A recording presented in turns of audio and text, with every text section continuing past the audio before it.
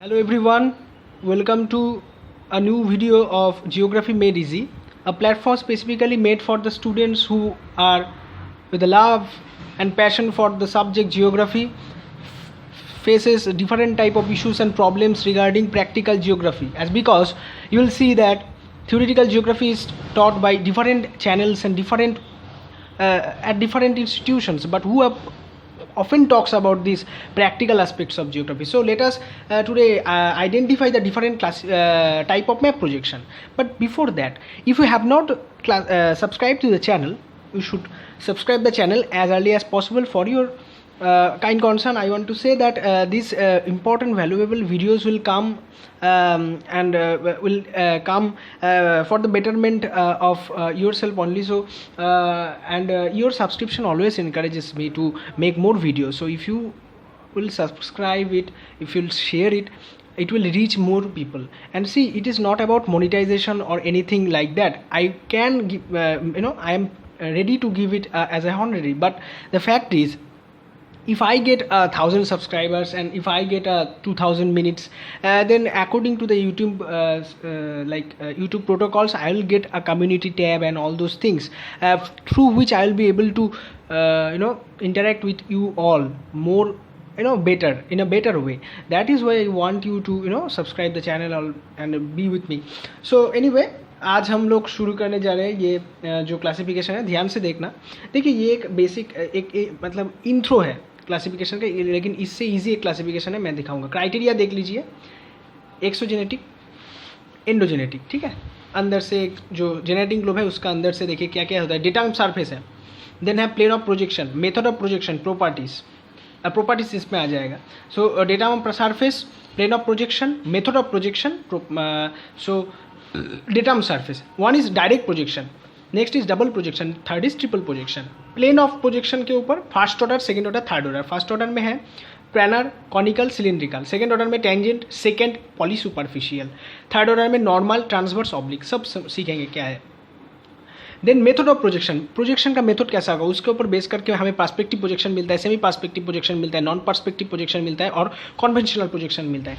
और अगर एक्सोजेनेटिक कुछ मटेरियल्स प्रॉपर्टीज़ की बात करें जहाँ पे ये डेवलपेबल सरफेस और टेंजेंट कोण एटसेट्रा ये मैटर नहीं करता, तो उसके ऊपर बेस करके प्रॉपर्टीज़ के ऊपर होमोलोग्राफी, जहाँ पे एरिया प्रिजर्व करा जाता है.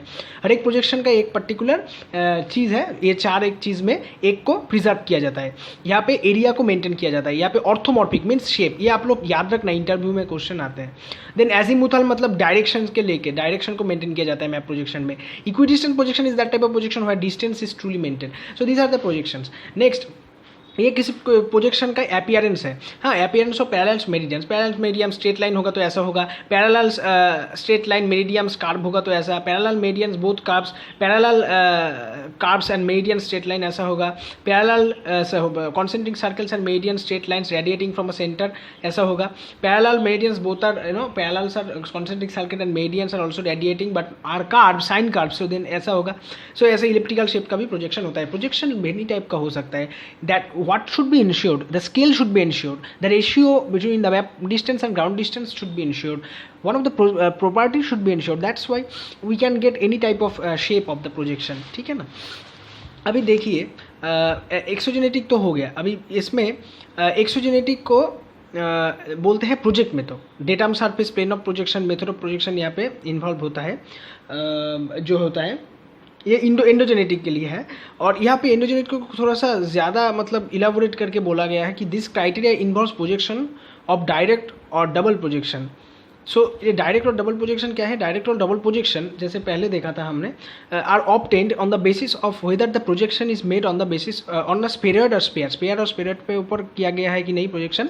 Oblate means flattened. अगर ऑब्लेट स्फेरॉइड अगर अर्थ का शेप है तो ऑब्लेट मीन्स फ्लैटेंड, ठीक है, फ्लैट है. So and if the projection is made of oblate spheroid is made to the plane of the projection, it is called the direct projection. तो देखिए, अगर ऑब्लेट स्फेरॉइड होगा, अगर प्रोजेक्शन का shape spheroid का शेप, देन वहाँ से हम जब प्लेन ऑफ प्रोजेक्शन में आएंगे तो इस टाइप का प्रोजेक्शन को डायरेक्ट प्रोजेक्शन बोलते हैं. Conversely an oblate spheroid if transformed into sphere first, अगर एक ऑब्लेट स्फेरॉइड को स्फेयर में कन्वर्ट किया जाता है तो देन जो प्रोजेक्शन होगा ना तो इनडायरेक्ट प्रोजेक्शन हो जाएगा और डबल प्रोजेक्शन हो जाएगा। सो जो ऑब्लेट ऐसे होता है देखने में, थोड़ा सा यहाँ से बल्जी होता है और इधर से फ्लैटेंड होता है, और जो हमारा स्फेरॉइड होता है उसका शेप इतना ज़्यादा बल्जी नहीं होता है, मोर नियर सर्कुलर शेप होता है, ऑरेंज के टाइप का।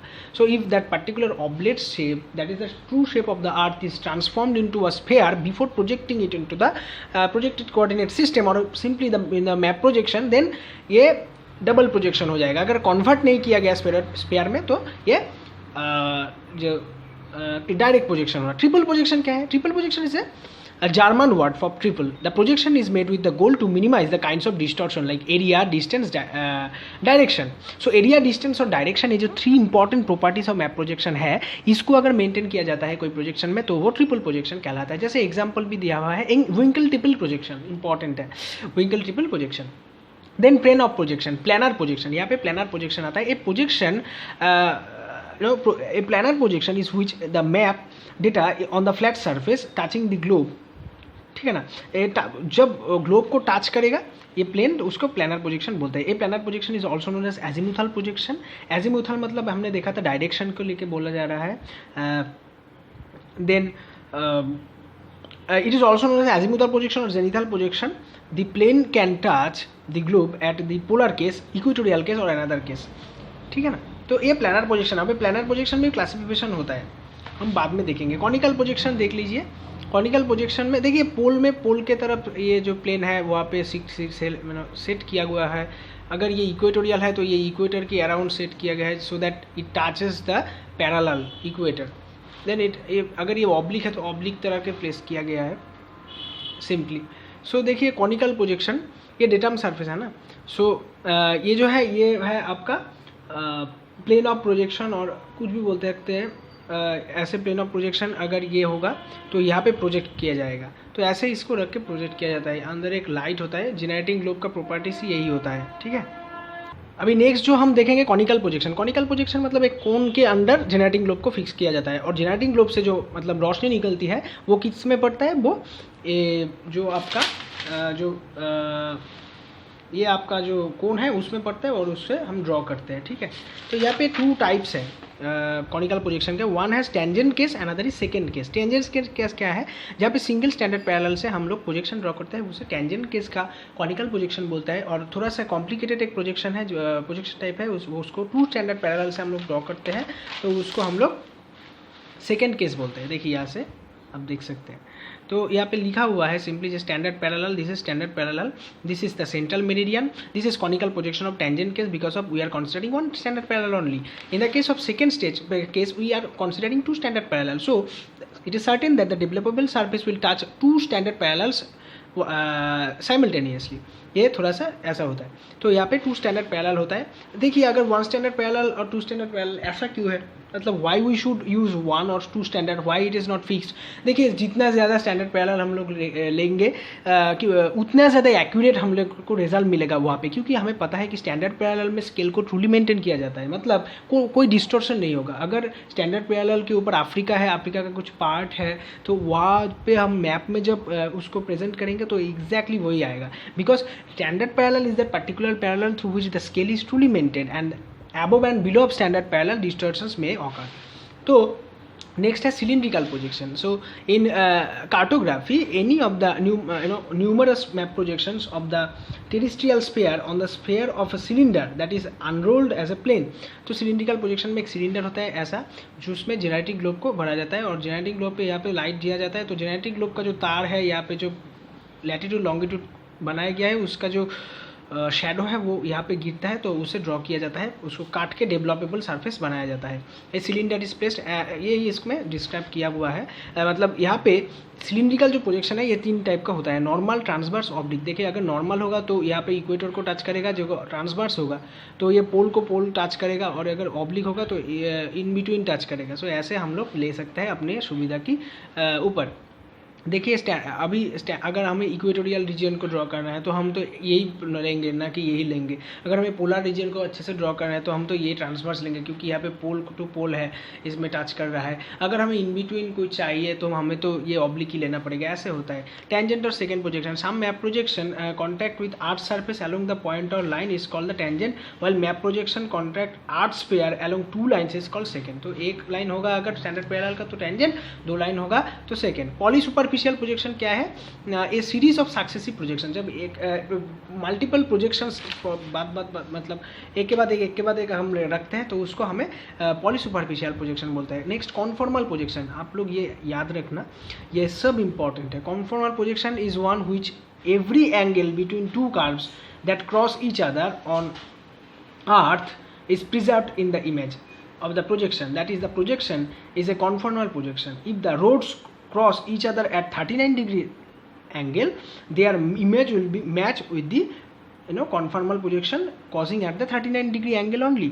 मतलब कॉन्फॉर्मल प्रोजेक्शन उस टाइप का प्रोजेक्शन है जहाँ पे कोई भी अगर अर्थ के दो प्लेस के बीच का जो डिस्टेंस है उसमें रोड है और वो रोड 39-डिग्री एंगल में हॉरिजॉन्टल प्लेन से हिला, मतलब इट्स टर्न्ड अगर इसमें है, तो वो जो मैप प्रोजेक्शन हम लोग कॉन्फॉर्मल प्रोजेक्शन करेंगे एग्जैक्ट बेयरिंग दिखाएगा, मतलब एग्जैक्ट लोकेशन उसका दिखाता है conformal projection. It conforms basically. से नेक्स्ट हम लोग देखते हैं, नेक्स्ट जो है वो है मेथड ऑफ प्रोजेक्शन के ऊपर, perspective map projection. Perspective map projection, in this projection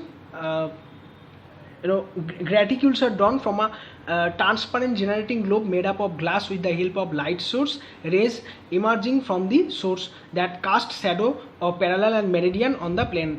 simply एक जेनरेटिंग ग्लोब, उसके भीतर एक लाइट फिक्स हुआ होता है और उसके साइड में हम लोग लाइट को ड्रॉ करते हैं। उस लाइट का जो शेडो आता है मेरिडियन लॉन्गिट्यूड का, उसको हम लोग और लैटिट्यूड का उसको ड्रॉ कर लेते हैं प्लेन पेपर में।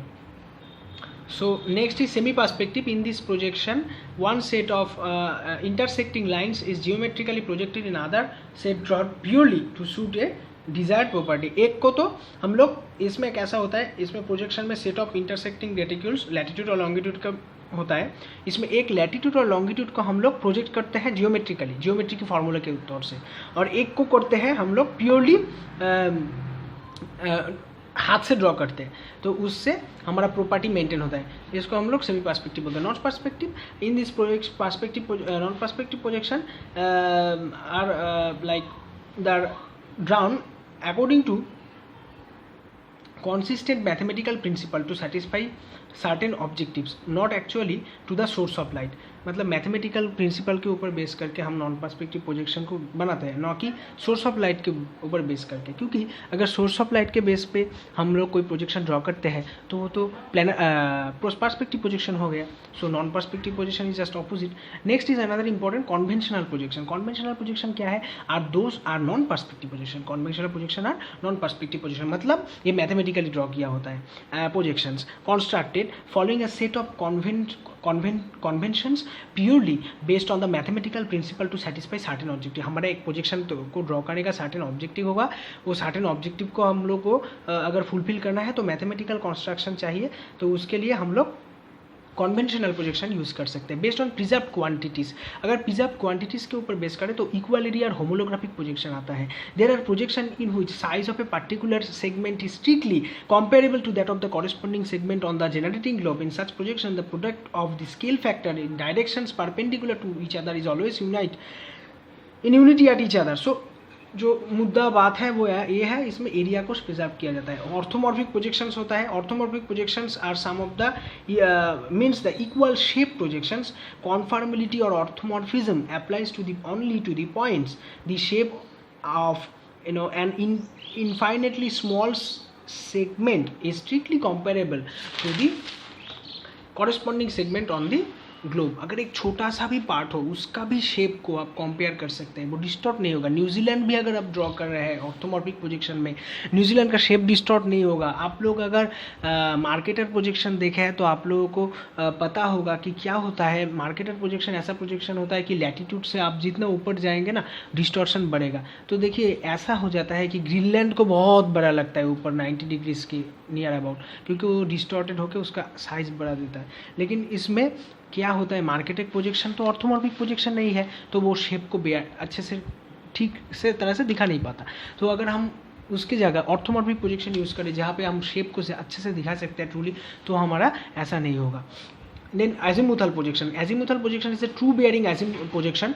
Azimuthal मतलब true bearing. Azimuthal projection are those in which the azimuth for all the directions from one at most of the points are represented correctly. ठीक है, करेक्टली हम लोग रिप्रेजेंट कर सकते हैं क्या, डिस्टेंस को, डायरेक्शंस को। ठीक है ना, अगर यहाँ पे एक पॉइंट है, यहाँ पे एक पॉइंट है, इसका जो डायरेक्शन ऐसा अगर होगा ना, तो वो अगर हम लोग मैप प्रोजेक्शन भी ड्रॉ करें तो उसमें भी डायरेक्शन ऐसा ही होगा। Equidistance projection are this in which distances in all direction from 1 or 2 points are strictly comparable to the corresponding distance on the generating globe. In all such projections or distances are truly represented along the meridians. यहाँ पे angle का बता नहीं सकते, लेकिन distance बहुत अच्छे से मेंटेन किया हुआ होता है। ठीक है ना, डिस्टेंस का आपको पता चलेगा। अगर आप कोई एक डिस्टेंस पे जाना चाहते हैं, से फॉर एग्जांपल अगर आप केप टाउन से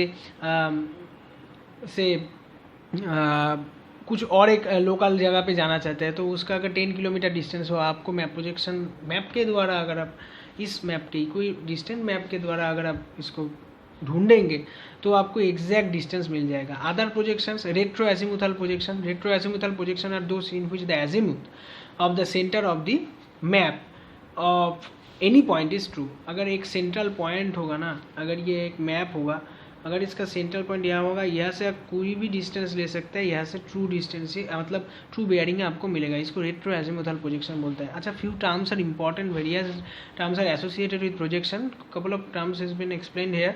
one is principal scale. Now it is the scale of the generating globe and sometimes called the nominal scale. याद रखना, प्रिंसिपल स्केल मतलब जो मेन स्केल है ना जनरेटिंग ग्लोब को फॉर्म करने के लिए, वही है।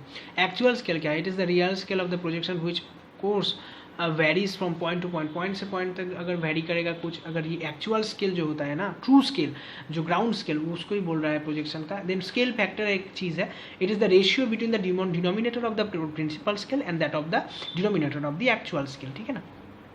अच्छा, रेशियो स्केल फैक्टर क्या है? रेडियल स्केल फैक्टर और टेंजेंशियल स्केल फैक्टर, ये भी इंपॉर्टेंट है, वाइवा में क्वेश्चन आता है। Radial scale factor, it is the scale factor along the meridian passing through a point. Particular point meridian की अगर जाएंगे तो उसमें रेडियल स्केल होगा। टेंजेंशियल स्केल, टेंजेंट बराबर, सो it is a scale along a parallel of latitude passing through a point.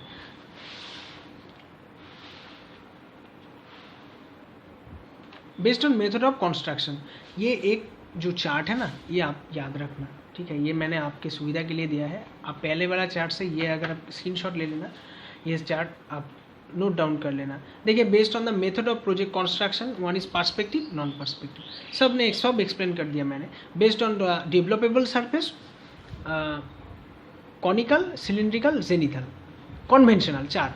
Based on the preserve quantities, homolographic और equal area, orthomorphic and equal shape, azimuthal, true bearing, ऐसे।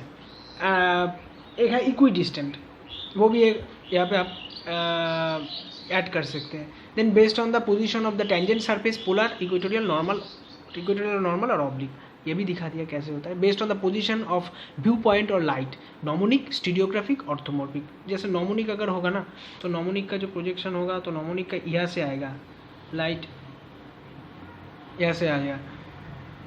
सो ऐसे ही हम लोग draw कर सकते हैं। और नेक्स्ट जो है वो है based on geometric shape, rectangular, circular, elliptical, butterfly shape. Butterfly shape का प्रोजेक्शन, ऐसे प्रोजेक्शन भी हो सकते हैं। ठीक है ना, ऐसे प्रोजेक्शन भी हो सकते हैं हम लोग। बटरफ्लाई प्रोजेक्शन हो सकता है, रेक्टेंगुलर प्रोजेक्शन हो सकता है, सर्कुलर हो सकता है, इलिप्टिकल हो सकते हैं, ऐसे प्रोजेक्शंस हो सकते हैं। स्केल को ट्रूली मेंटेन करना ज़रूरी है, और कुछ स्पेसिफिक अगर रीज़न होगा तो फॉर्म करने के लिए, तो भी हो सकता है। आप लोग विकीपीडिया में अगर प्रोजेक्शन को लेकर देखेंगे तो आप लोगों को मतलब बहुत सारे टाइप ऑफ प्रोजेक्शन का फैशन मिल जाएगा, अजीबोगरीब फैशंस है। तो हमें कुछ ज़्यादा इम्पोर्टेंट चीज़ नहीं, अभी देखिए सब चीज़ तो डिजिटली हो रहा है। अब अगर आपके पास एक GIS सॉफ्टवेयर है तो आप इजीली कोई भी प्रोजेक्शन में कोई भी मैप को ट्रांसफॉर्म कर सकते हैं। तो मैप प्रोजेक्शन जैसे चीज़ जियोग्राफी में उतना ज़्यादा स्कोप नहीं है, हालांकि कार्टोग्राफी में बहुत स्कोप है, लेकिन बेसिक्स तो जानना ज़रूरी है। As a student of geography map projection बहुत इंपॉर्टेंट है, तो आपको ये जानना ज़रूर है। तो ये अभी तक यही वीडियो काफ़ी है। तो नेक्स्ट वीडियो में फिर से प्रोजेक्शन का ही ये सीरीज़ चल रहा है, तो नेक्स्ट और एक इम्पॉर्टेंट वीडियो आएगा प्रोजेक्शन को लेके। उसके बाद हम प्रोजेक्शन को कैसे ड्रॉ करते हैं वो भी देखेंगे, मैथमेटिकल कुछ एस्पेक्ट्स है वो भी देखेंगे। तो आप जुड़े रहिए और वीडियोस भी आते रहेंगे। तो अच्छा लगा तो लाइक कर दीजिएगा। सो वीडियो का आखिरी तक देखने के लिए बहुत बहुत शुक्रिया। Bye bye.